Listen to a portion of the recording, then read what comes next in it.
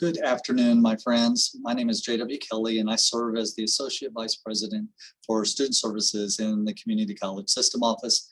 And I'm sorry I'm not able to be there with you in person today. We are discussing the AACC Leadership Competencies, and this is a long video. However, we will be taking breaks to where you can interact with your colleagues there in the classroom. And my hope is that when we take those breaks, that you will seize the opportunity to get to know that person and to discuss whatever the discussion question is. I also encourage you that when you pair up with your colleagues, that you maybe try to find a person that you have not met before or you don't know very well. And as we rotate throughout this entire session, try to choose different people that maybe you have not spoken with yet. I think this is going to be a very good opportunity for us to discuss leadership competencies. However, this is not intended to be a presentation to where we delve down into all the nitty-gritty details of leadership. It is to get you to begin to ponder about your leadership and your management style. It's about helping you to ponder about some of those concepts and philosophies and strategies and techniques in leadership and in management that you will need as you grow in your career. As you can tell, I'm trying to manage both the video and the slides all at the same time. So I ask for your patience with me as we will move between slides and also some of the video clips that we'll be sharing. You will receive a copy of all of the slide deck, and it will have a link into the videos as well. Please know that we probably will not watch the entire video for each of these video clips. We will watch probably portions of them. That will allow us to move a little more quickly through the slide deck. So again, thank you for joining us. And without further ado, we'll go ahead and get started with the very first competency. So the first competency is about organization culture and about you embracing the mission and the vision and the values of the college where you work and where your career is, and embracing where it's going to go into the future. And so as you look at the organizational culture where you currently work, think about that mission, think about the values. How can your current role and maybe future roles support that those values and that vision and mission? Does your career path fit it? Sometimes that's a very important question for you to ask. Is the direction you see yourself going, is the college or the institution going in that same direction? Because if it is not, then that's something you need to think about. What does that mean for you? Because you only want to work at an institution, when possible, where you feel like you're aligned with the values and the mission. Also, what is the culture of that institution and in the external community as well? Try to gain an understanding of what that culture is like in the community and on the campus where you find yourself working. Can you effectively perform those duties within that cultural context and framework? So what I want us to look at now is a video here that talks about courage. I think you will enjoy this video, and I want you to think about, and we'll talk a little bit about the environments and the experiments and the storytelling here in a minute, and then we'll stop and have a small group activity when it comes to this video.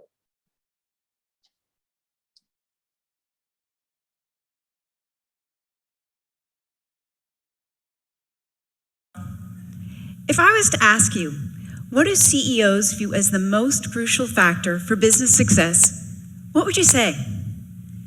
Some of you might think business rigor, perhaps vision, maybe even manager discipline. But you'd be mistaken. According to a study by IBM, the #1 factor identified for business success, believe it or not, is creativity. But we have a problem. These leaders say that creativity is core to business success. However, they're unknowingly choking it out of the business environment. So how do we bridge this gap? As a design leader in Silicon Valley for a dozen years, I've been spending some time thinking about this problem. And I believe we have a fundamental misunderstanding of creativity.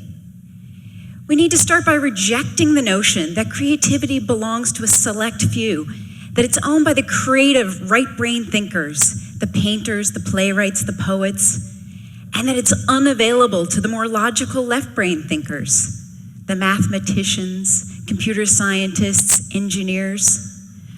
I'm here to tell you today, we all have the capacity for creative thinking. In fact, creativity is a birthright available to all, but used by few. Once we come to accept and acknowledge the fact that we can all be creative thinkers, we can focus on its development. So how do we ignite creativity? The answer is in our past. Picasso once said, "Every child is an artist. The problem is staying an artist when you grow up."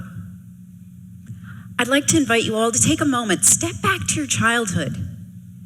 We questioned the world. We were curious about everything, and we were naturally observant. Did you know the average preschooler asks 100 questions a day? We can draw a lot of inspiration about creativity from our childhood. It starts by opening our minds, looking for new possibilities, and challenging the status quo.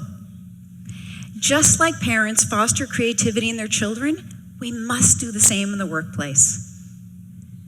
So how do we change? I'd like to share three strategies I believe everyone in this room can use to bring creativity to their workplace.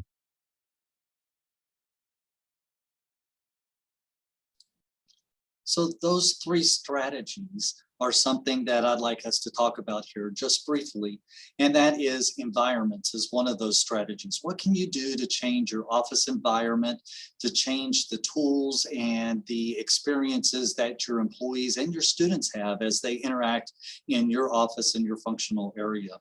And that environment will impact the creativity. What kind of things can you try? Don't be afraid to experiment in creativity. Give your staff permission to experiment and to try.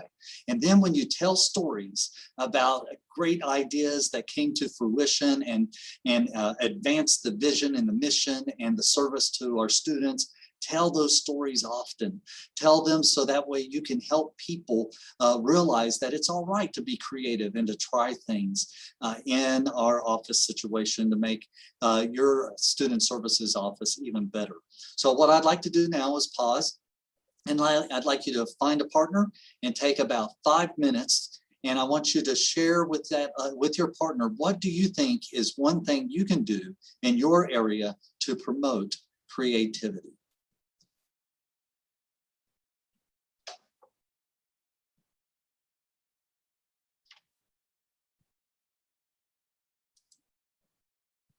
Okay, well, I hope that was a good conversation, and I hope you were able to identify some things to help improve creativity in your functional area.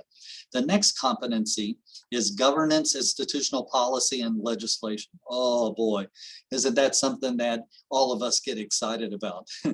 I don't know about that for you, but for other people, a lot of times this can be some of the boring things, but a lot of times in student services, we like policy and we feel comfortable in the world of policies. So you need to find out the organizational structure, especially if you're brand new to this institution, and find out what your role is in those institutional goals. And ask yourself as a leader, what can I do to help achieve those institutional goals? What's my part in that? What's the governance structure like at my college? How do I lead from the middle? How do I lead my supervisor and my team at the same time? And maybe you're now having the first experience of indirect supervision. How do I lead my manager, my assistant director, so that way they can lead their team? That is a whole new different supervisory realm that you might be finding yourself in. So read, experiment, ask questions, and research to find out how you operate in that governance structure. Another thing that you need to look at when it comes to governance structure is know the college policies. Typically in student services, we're very good at knowing the policies in our office or in our area, but do we really understand the policies college-wide? Do we understand the policies in our sister functional areas that we work with on a day-to-day basis? And then asking ourselves, are we in compliance with all of those policies? Or are we in conflict with other functional areas? Are there policies that are hitting against each other? What's the board expect for your functional area? And then because that's going to tell you what the president expects you in your role. So he or she would expect you to advocate for change when it comes to policies. So that way, especially if she perceives that it'll assist you in meeting the expectations of the board and her expectations as the president. So when you're thinking of this governance and these policies, a lot of times we think about the difference between authority and the difference and power. There's a big difference between the two. So if somebody comes up to you and asks, or not somebody, but a police officer comes up to you and says, you are now having the authority, and I'll even give you a badge. I'll give you a jacket or a vest to put on and a hat. And I want you to go stand in the busiest car intersection that you can imagine. And I want you to stand in the middle of that intersection, and I want you to direct traffic. I want you to make everybody stop and only come and go when you tell them to. Well, you've got a lot of authority. I mean, you've been told by the police that you're allowed to do this, and you can walk out into that busy intersection and take over. But you don't have a lot of power. You don't have a weapon, you don't have a car to get in the way. Sometimes they have concrete barriers up. So if you put those barriers up, now you have power and authority. So there's a little difference between authority and power. And so as you think about your role and the different roles within the institution, a lot of times people will have positional authority, but they really don't have a lot of power to get things done. And so you have to ask yourself, who really has the power in whatever situation you're working in? And sometimes you have the authority, but you don't really have the power to influence the people you need to influence to get done what you need to get done. So how can you maximize those relationships and those networks with the people that do have the power in order to accomplish something that you need to get done? So that's setting up now your next discussion question. And that is, find a partner. And I want you guys to think about and identify what is something that you could do to remedy this situation as you are leading in the middle. So the situation is this: to remain in compliance with an external agency, maybe it's AACC, maybe it's Department of Ed, employees in another functional area must accomplish specific tasks. And I'm sure in all the different student services offices, you can think what those specific tasks might be. But that other office is not getting it done, which is making you out of compliance.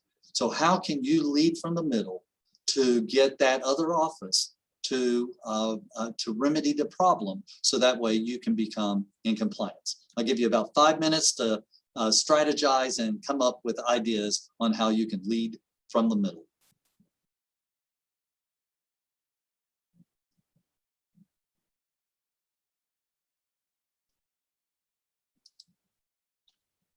Okay, I hope that was a good conversation. Authority, power, and leading from the middle is always something that can generate a lot of good conversation. Our next topic is student success. So what is going on with student success in your area and at your college? So student success, you need to learn about what is that agenda on your campus. Some agendas are very formal and some are kind of informal. And so you have to discover what that agenda is and how can your area lead the college so that way you can meet those student success expectations. How can you help the college move forward? Because a lot of times we can get caught up in the whirlwind of activity of our daily duties and forget that the main reason we're doing everything we're doing is to help serve students. So it's very important to identify what that student success agenda is and how you can help meet that agenda. Talk with your supervisor about it, and maybe even encourage the supervisor to talk to other areas to figure out how you can all come together to talk about how to better support student success. What data do you need? What can you learn from some sort of a data analysis and setting good measures to figure out, are you meeting those student success expectations? And when you look at that data, are you really willing to change? Are you willing to advocate for either policy change or procedural change in order to better supervise and lead your team to serve students? Because at the end of the day, we're trying to help students be successful. Embrace the program and performance reviews. This is not always easy for us to do, especially as new supervisors and new leaders. But the performance reviews and the program reviews can help us look at our activities in our office and our personal and our activities to make sure that what we are doing personally is moving students towards student success. So embrace those program and performance reviews and be honest when you look in the mirror. Are you willing to take an honest look in the mirror to figure out whether or not you are really just getting the job done and checking the boxes, or are you trying to help your college better serve students so that they can be successful? So what I'd like you to do now is find another partner to talk to and share with your partner, does your college have a formal definition of student success? And if your college doesn't, what do you think that definition of student success should be? And then after you talk about that definition of student success, I want you to take a little bit longer and talk a little bit about what is one thing that you could do when you get back to your campus to move forward on the agenda of meeting that definition of student success. What's one change or what's one initiative or what's one thing that you could change that helps support student success at your institution? This one should take a little longer, so we'll give you about 5 to 6, 7, 8 minutes for both of you to talk about student success.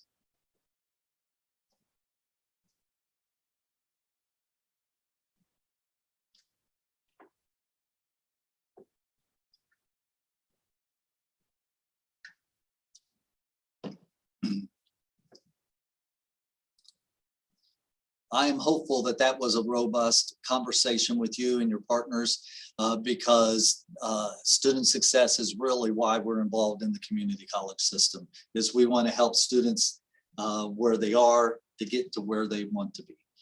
That's our mission at the end of the day. Institutional leadership is our next competency. And institutional leadership is about those interpersonal connections. What's the personnel philosophy and the management skills to be a student-centered student-centered institution and to be a service institution instead of a self-serving institution. And so if you look at this list, and we've all seen different lists as we've studied and as we've grown in our management and leadership of all the different things that we should aspire to be as we lead and as we manage and supervise people in our areas. And so we could probably come up and add a lot more things to this list, or we may even want to prioritize this a little differently depending on who you are as a person and where you are in your growth. And I'm not going to read through all of these because those are things that you can read yourself. I would like to highlight one, though, that I think is very important, that it seems like a lot of managers and leaders struggle with a little bit, and that is conflict management. It's going to be critical for you personally to be able to deal with conflict with your peers and your colleagues, your subordinates, your superiors.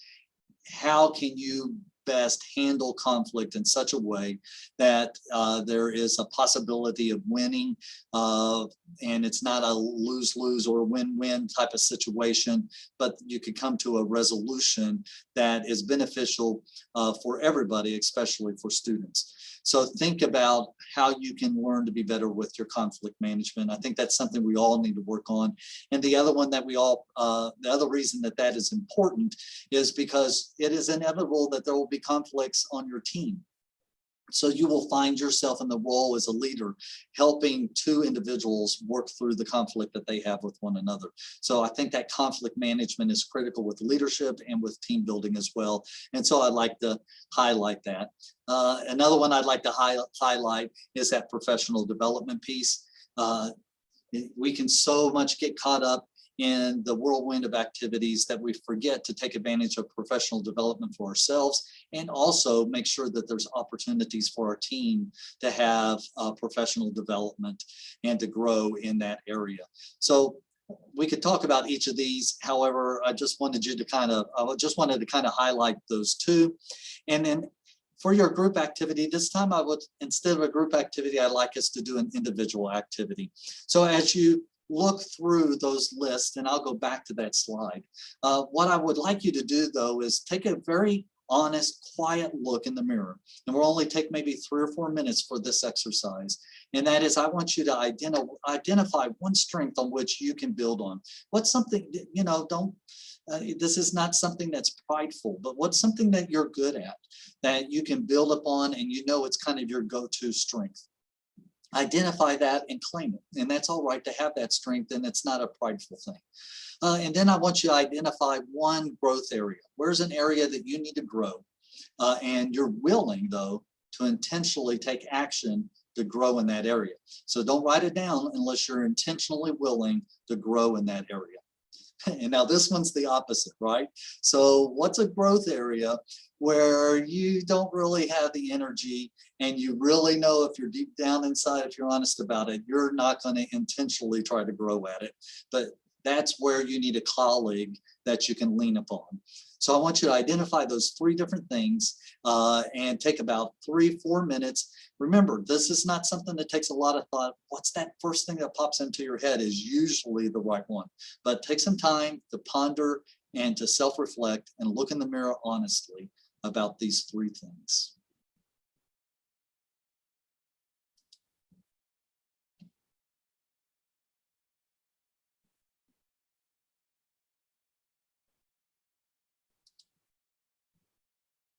I hope that was insightful for you, and I hope that you have the courage and the strength to work on that one thing that you're going to attempt to grow on. So institutional infrastructure, this one sometimes can be kind of like policies.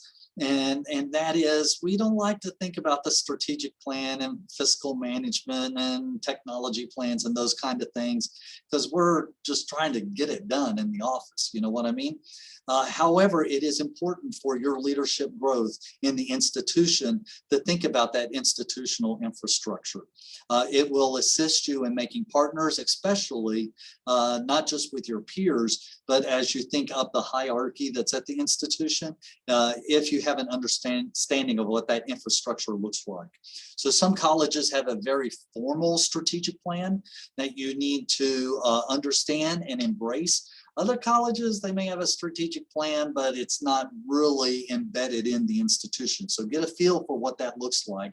But either way, it is very helpful as a leader that as you map your personal goals and your office's goals, to try to see how those connect with the institution's strategic plan. Figure out your budget. Find out what that is and be responsible with your fiscal management. Make sure you understand what the processes and procedures of spending at your institution as well. Know what resources you have available. Sometimes you may have a problem and you really don't know what resources are there. Don't hesitate to go ask. What resources do I have? What might I be able to use in order to accomplish my goals? Because sometimes there may be resources out there that you don't even know are available. Many times, middle managers forget about the college foundation. Sometimes the college foundation can assist you as you try to move forward with accomplishing a goal in your office, especially when it's connected to the strategic plan. Understand what accreditation impacts are on your office. A lot of times we only think about the ones that directly impact, but don't forget about all the different accrediting bodies that are across your campus. What does the nursing board expect of your office? What does another accrediting body for a program area expect of your office? So make sure you build those partnerships to meet those accreditations, and those accreditation requirements, excuse me. Understand your facility and your technology plans as well. So dream big. If you really understand what that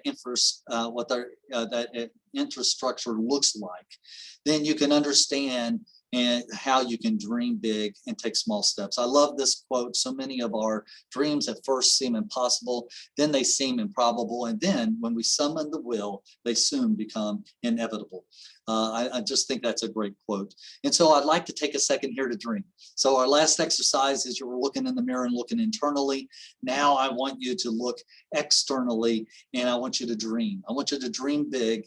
If you had everything you needed, all the resources in the world, and you even knew you wouldn't fail, what would be the one thing you would do in your area to make things better? What would you accomplish? So find a partner, take about 3 or 4 minutes and share your big dream with your partner.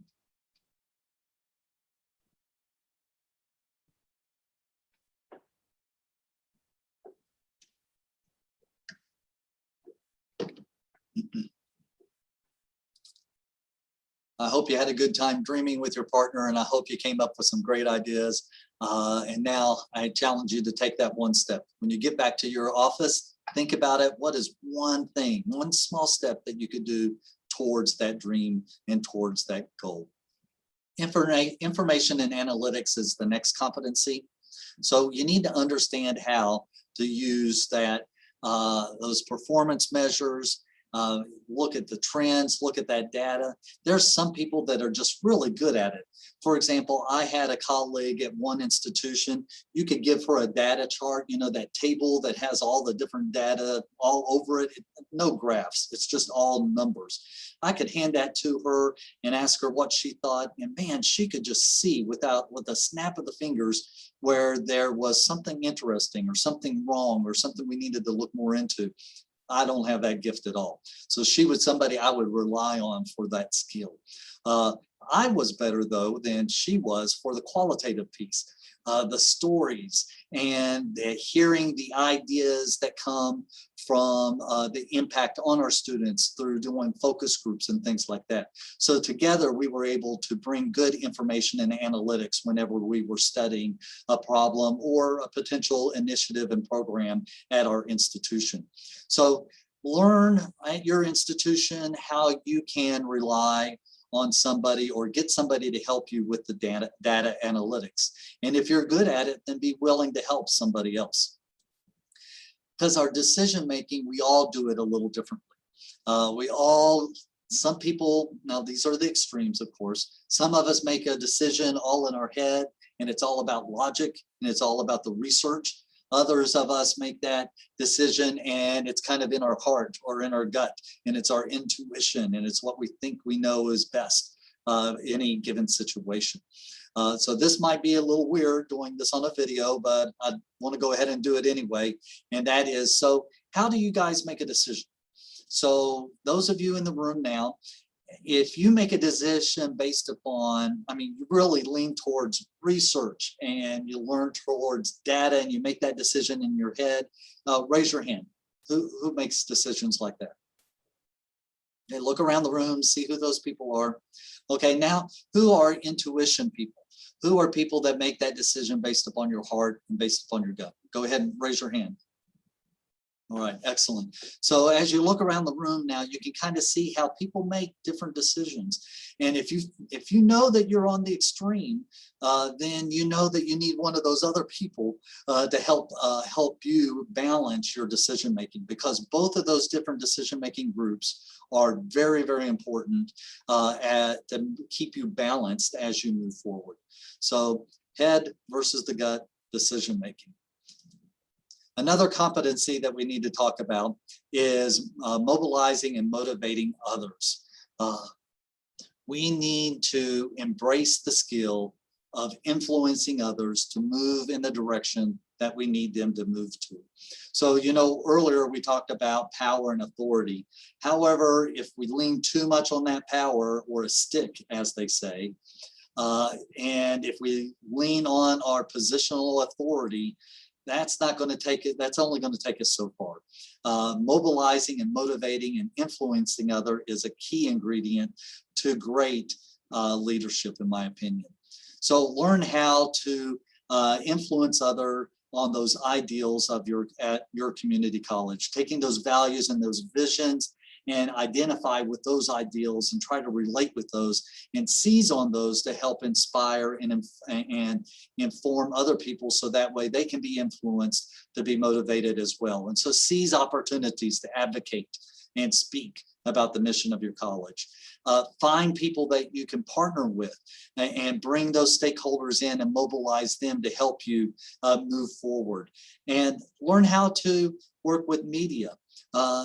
Not just the media that goes out, but media that also is on your campus at your institution. Because the last point there is a lot of times I don't think we do a very good job at marketing and singing the praises and the strengths and the abilities of the different functional areas in student services. So think about a little bit how you can market your functional area, all the great things that you do in financial aid, or that you do in the registrar's office, or that you do in admissions. What are all the great things that you can do, that you do to serve students and to move the college forward? How can you market that internally at the college on the campus? And so I want us to watch a video here that I think highlights a little bit what we can do to better mobilize and get a movement on our campus.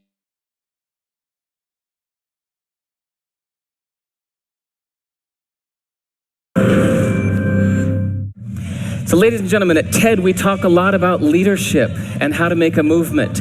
So let's watch a movement happen, start to finish, in under 3 minutes and dissect some lessons from it.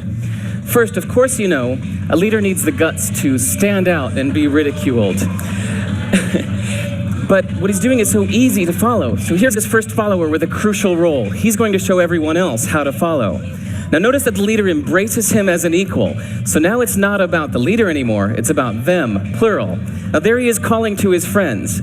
Now if you notice that the first follower is actually an underestimated form of leadership in itself. It takes guts to stand out like that. The first follower is what transforms a lone nut into a leader.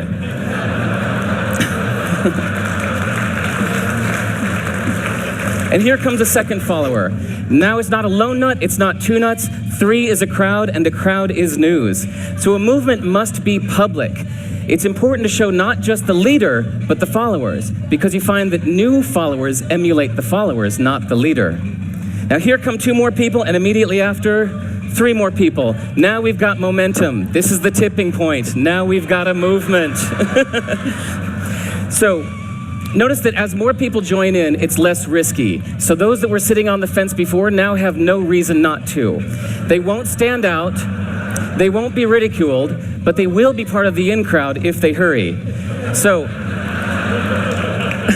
over the next minute, you'll see all of the those that prefer to stick with the crowd, because eventually they would be ridiculed for not joining in. And that's how you make a movement. But let's recap some lessons from this. So first, if you are the type, like the shirtless dancing guy, that is standing alone, remember the importance of nurturing your first few followers as equals. So it's clearly about the movement, not you. Okay, but we might have missed the real lesson here. The biggest lesson, if you noticed, did you catch it? Is that leadership is over-glorified. That yes, it was the shirtless guy was first, and he'll get all the credit, but it was really the first follower that transformed the lone nut into a leader. So as we're told that we should all be leaders, that would be really ineffective. If you really care about starting a movement, have the courage to follow and show others how to follow. And when you find a lone nut doing something great, have the guts to be the first one to stand up and join in. And what a perfect place to do that, TED. Thanks.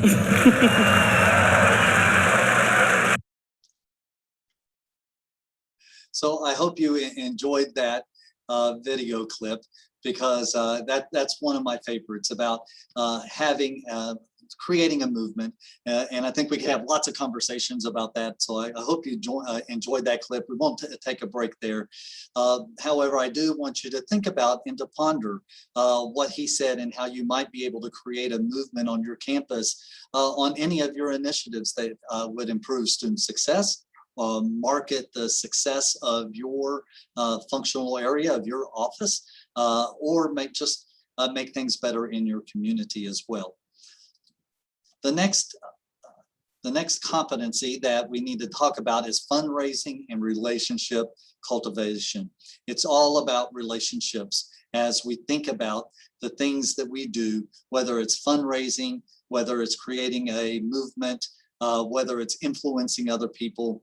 It's about those relationships. It's not about manipulation. It is about relationships that are genuine, that there is trust going both ways, and that it's an equal, mutually beneficial relationship. And we want to cultivate those kind of relationships. So as you're in the community and working at your college campus, you can think about the fundraising and the interaction that you have both regionally, locally, statewide, any a national type of research that you might do, or people that you might run into at conferences. Think about what grants you might want to partner with other people to write, or grants that you might want to pursue in order to increase the fundraising on your campus. Think about the alumni in our communities, of all the alumni that our colleges have served that are in the communities doing work and doing their lives. And you're going to run into them in your daily life as well, because community colleges is all about being in the community. So what can you do to participate and encourage alumni activities that help build the relationship between the college and the community that it's serving? Partner with media, legislative relationships. A lot of times when people think about legislators, they think about state or federal. But that county commissioner is as important as the state and the federal legislators, especially to the local community college. And you may know them, you may live next to them, they may be in your neighborhood. You may participate in other organizations with those county commissioners. So learn the laws, learn the policies, and engage, feel comfortable engaging with your county commissioners and with other people in your community, whether it's public relations or workforce partnerships. Because it can't all rely upon the president or the senior staff. The reason it cannot do that is because everybody's different. Everybody has different strengths. Everybody has different weaknesses and things that they bring to the relationship. So there are people that you're going to get to know in all those different, in that whole sphere of influence that you have, that maybe other people on your campus will not engage with. So it's important for you to maximize your sphere of influence, the people that live and work in your circle, to move forward the college campus, because we're all different. And one of the major things that we're different in is our extroverts and introverts. We love talking about the difference between extroverts and introverts. And so at this time, I'd like to show you part of a clip here from Susan Cain.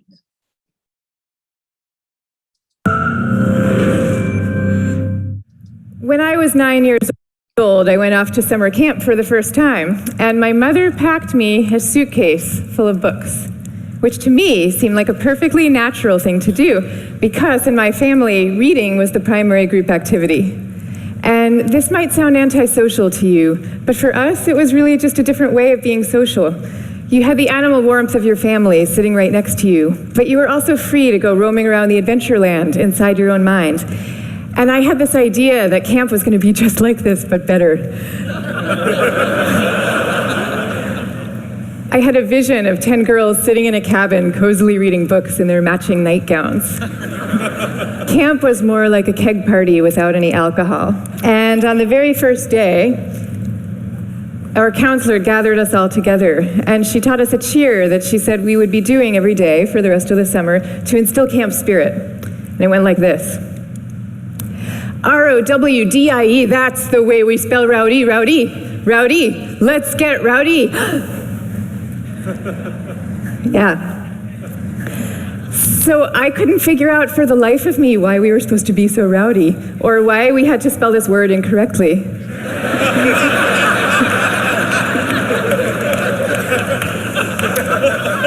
But I recited the cheer along with everybody else. I did my best. And I just waited for the time that I could go off and read my books.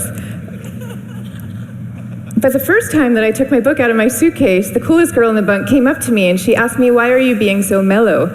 Mellow, of course, being the exact opposite of R-O-W-D-I-E. And then the second time I tried it, the counselor came up to me with a concerned expression on her face, and she repeated the point about camp spirit and said we should all really work very hard to be outgoing. And so I put my books away, back in their suitcase, and I put them under my bed, and there they stayed for the rest of the summer. And I felt kind of guilty about this. I felt as if the books needed me somehow, and they were calling out to me, and I was forsaking them. But I did forsake them, and I didn't open that suitcase again until I was back home with my family at the end of the summer. Now, I tell you this story about summer camp. I could have told you 50 others just like it. All the times that I got the message that somehow my quiet and introverted style of being was not necessarily the right way to go, and that I should be trying to pass as more of an extrovert. And I always sensed deep down that this was wrong, and that introverts were pretty excellent just as they were. But for years, I denied this intuition. And so I became a Wall Street lawyer, of all things, instead of the writer that I had always longed to be, partly because I needed to prove to myself that I could be bold and assertive too. And I was always going off to crowded bars when I really would have preferred to just have a nice dinner with friends. And I made these self-negating choices so reflexively that I wasn't even aware that I was making them. Now, this is what many introverts do, and it's our loss for sure, but it is also our colleagues' loss and our community's loss. And at the risk of sounding grandiose, it is the world's loss, because when it comes to creativity and to leadership, we need introverts doing what they do best. 1/3 to 1/2 of the population are introverts. 1/3 to 1/2. So that's 1 out of every 2 or 3 people you know. So even if you're an extrovert yourself, I'm talking about your coworkers and your spouses and your children and the person sitting right next to you right now. All of them subject to this bias that is pretty deep and real in our society. We all internalize it from a very early age without even having a language for what we're doing. Now, to see the bias clearly, you need to understand what introversion is. And it's different from being shy. Shyness is about fear of social judgment. Introversion is more about how do you respond to stimulation, including social stimulation. So extroverts really crave large amounts of stimulation, whereas introverts feel at their most alive and they're most switched on and they're most capable when they're in quieter, more low-key environments.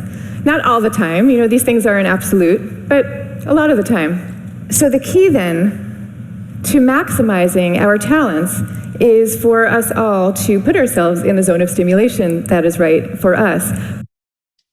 So we'll stop there. And this, like I said, this is a very interesting TED Talk that you might want to look at later when you have time. However, at this time, I'd like us to think about that zone, so to speak, where we all are going to be able to maximize our skills and our abilities. And so as you think about that, and one of the most common differences between extroverts and introverts, so I would like you to find your partner and somebody maybe you haven't spoken to yet, and spend about 5 minutes talking about what are the strengths and weaknesses of extroverts and introverts. That will help you in your leadership. So as you look at your team, you can look at them and see, okay, so how can I maximize and create an environment where a person can flourish, whether they are an introvert or whether they are an extrovert? Because the goal is, if you have a flourishing team, then a lot of great things are going to happen. So let's take about 5 minutes for that conversation.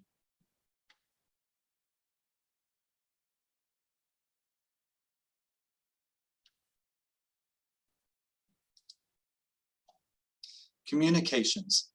It doesn't matter how many times you do a survey, that's a satisfaction survey, whether it's of students, it's of your college campus, it's at a business or industry. Communication is always going to come up as an area where we need to work and we need to improve. So that means we always need to work on it, and we always need to strive for improvement.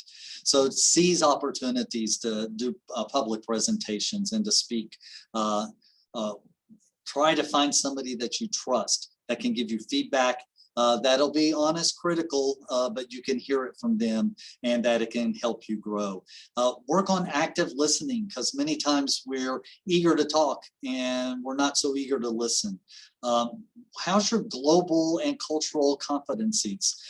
Are you culturally aware of the different cultures within your group and on your team and on your campus and the students you serve, to where you understand how to best communicate and you understand your own cultural and the biases that might be in your communication and you don't even realize it.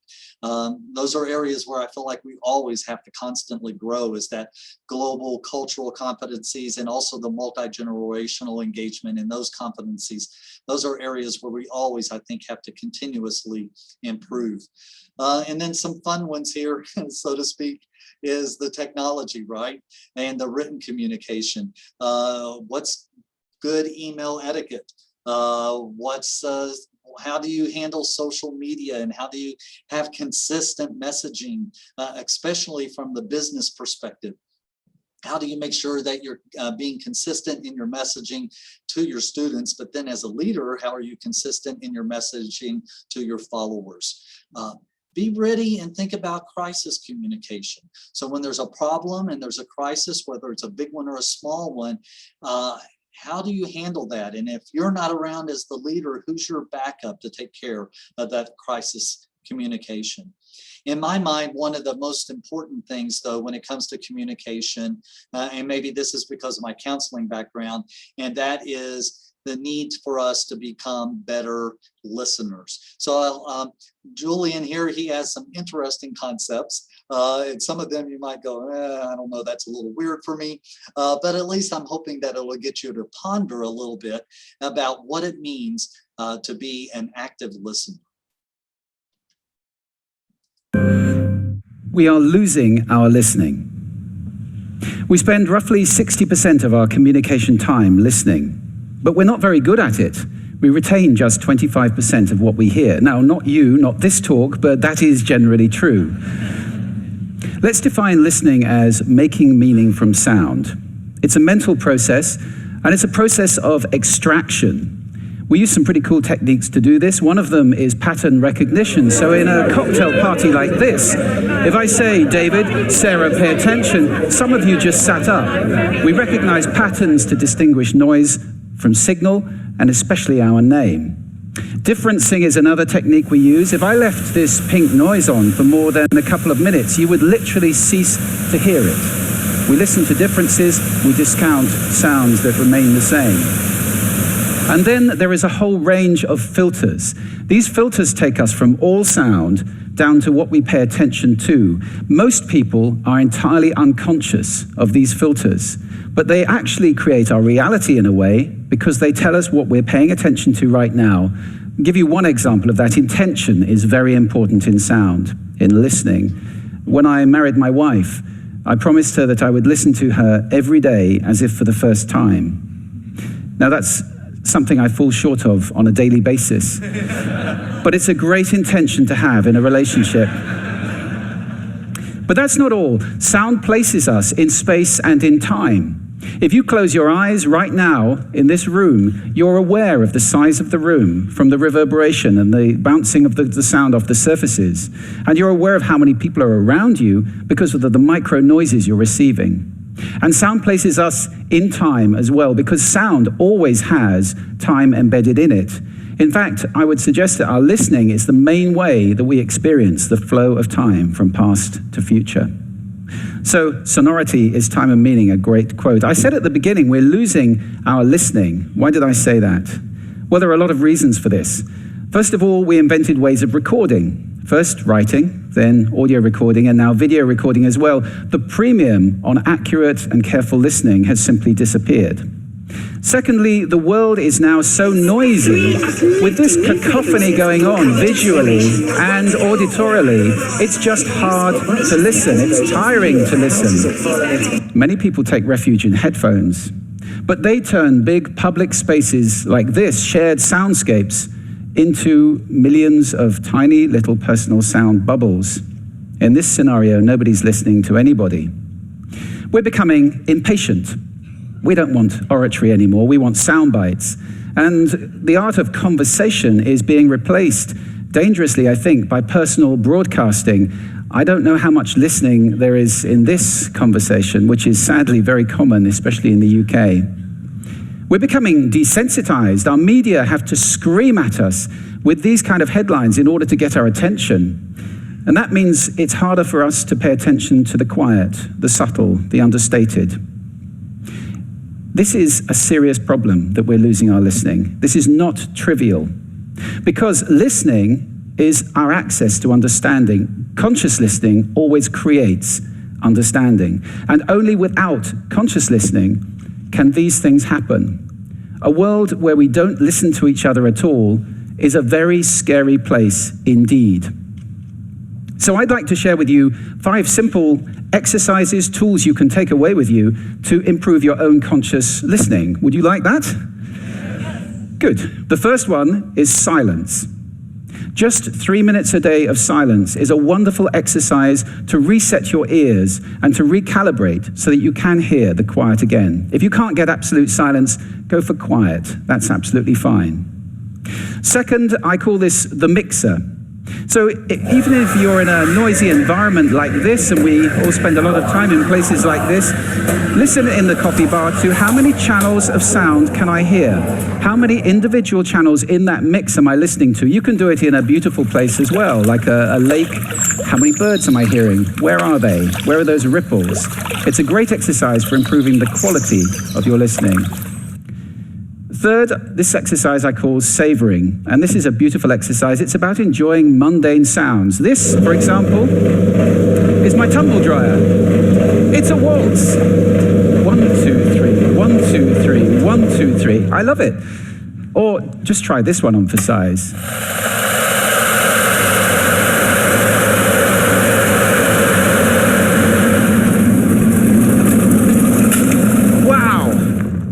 So mundane sounds can be really interesting if you pay attention. I call that the hidden choir. It's around us all the time.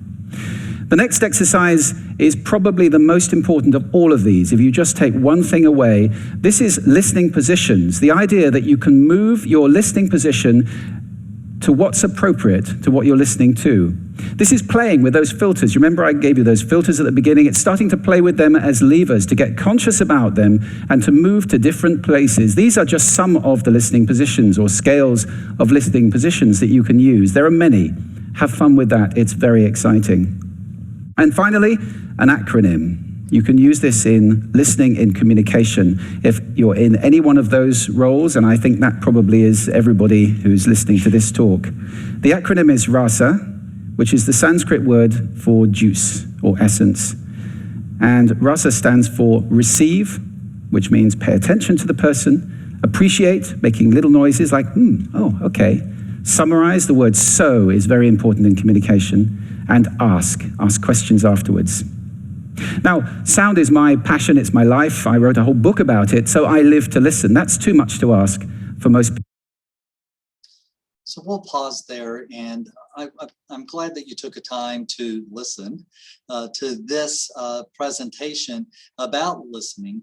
And I want you to think about what are some things that you can do, maybe it's RASA, to improve your ability to actively listen to other people, especially if you get a sense that you have difficulty listening to people and remembering what they said.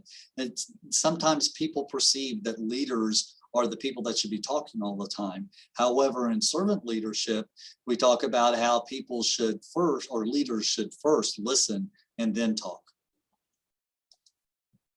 Collaboration, so which goes right along with communication. If we're going to collaborate well, we must be able to collaborate internally, functional areas, all the way over to all parts of the campus. We must be able to collaborate, and we must be able to collaborate externally as well, because we are all interconnected and we're all interdependent upon one another. So be willing and almost aggressive in your willingness to partner with other people, especially when it comes around better improving our ability to serve students. Talk to your supervisor. Whenever you're coming up with a project or a plan or a change or an initiative, talk to your supervisor about who could you partner with in order to make this even more effective, to make this bigger than it might be. Be known as that person who is a team player, who's being willing to help. other people. It has to be done intentionally. Kind of like the act of listening has to be done intentionally. It's not something that you can do just kind of whenever you feel like it, or whenever the opportunity arises, or whenever you like the other person.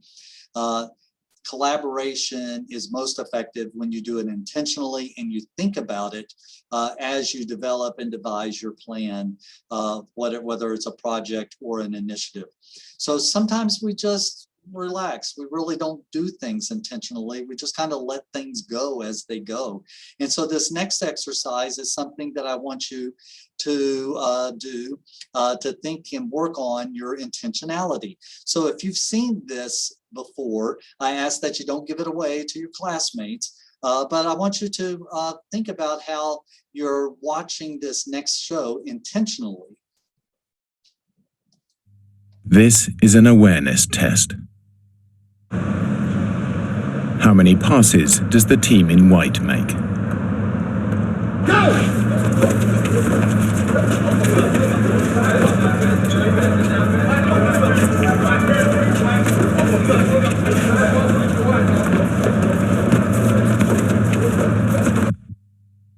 The answer is 13.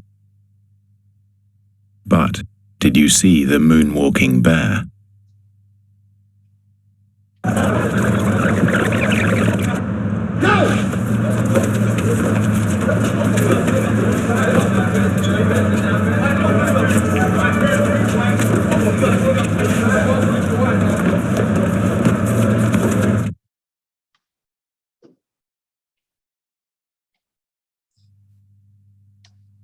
So I hope that's something that you enjoyed. So I'll just ask everybody, go ahead and raise your hand. Did you see the moonwalking bear? And this is the first time you ever watched it and you saw the moonwalking bear. Go ahead and raise your hand. Okay, was there anybody? Okay. If you did not, that's usually the typical response. We have to be intentional. Sometimes we just go through life and we forget to intentionally listen, intentionally partner, intentionally collaborate. That was the point of that competency there.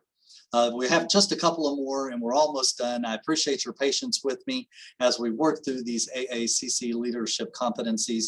And we have another list of personal traits this time and abilities that we all need to work on and to grow according to the AACC. Authenticity, emotional intelligence, courage, ethical approach, self-management, time management, planning. What is your impact, and be aware of your personal responsibility. Be forward-looking and embrace change and be willing to change. And again, we could come up with a whole other list of personal traits and abilities that are critical for our leadership. And so I have one more video clip that I'd like us to share. It's one of my favorite, and it's by a man that I'm very impressed with and have gotten the opportunity to hear him speak before. To me, he's General Powell.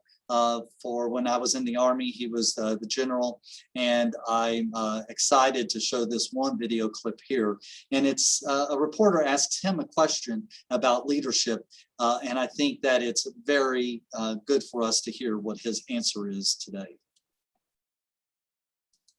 My name is Amy Wilkinson. I'm a White House Fellow. My question is how you would define the key characteristics of effective leadership that allow you to go and be an advocate for good. Trust. The longer I have been in public service and the more people have asked me about leadership over the years, leadership ultimately comes down to creating conditions of trust within an organization. Good leaders are people who are trusted by followers.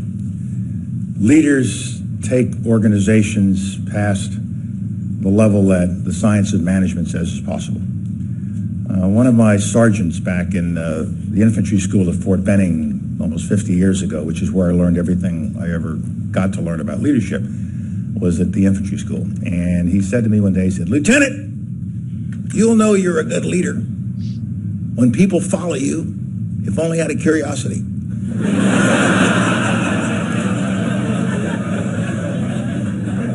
I've never had a better definition, because what he was saying, and I've seen it experienced in my life so many times. What he was saying is they trust you. And you have built up that trust. How did you do it? Clear mission and statement, selfless service. People look to you and they trust you because you're serving selflessly as the leader, not self-serving, selflessly. And that you prepare the followers, you train them, you give them what they need to get the job done. Don't give them a job if you're not going to give them the resources, and that you're prepared to take the risks with them. And so they would teach us at the infantry school, no matter how cold it is, Lieutenant, you must never look cold. No matter hungry you all are, Lieutenant, you must never appear hungry. No matter how terrified you are, Lieutenant, you must never look terrified. Because if you are scared, terrified, hungry, and cold, they will be scared, terrified, hungry, and cold. I've gotten away with that many, many times in the course of my career by being scared to death, cold, and wanting to go to sleep. But no, let's go. Let's keep going. Let's go around this corner, if only out of curiosity. And they'll follow you into the darkest night, down the deepest valley, up the highest hill, if they trust you.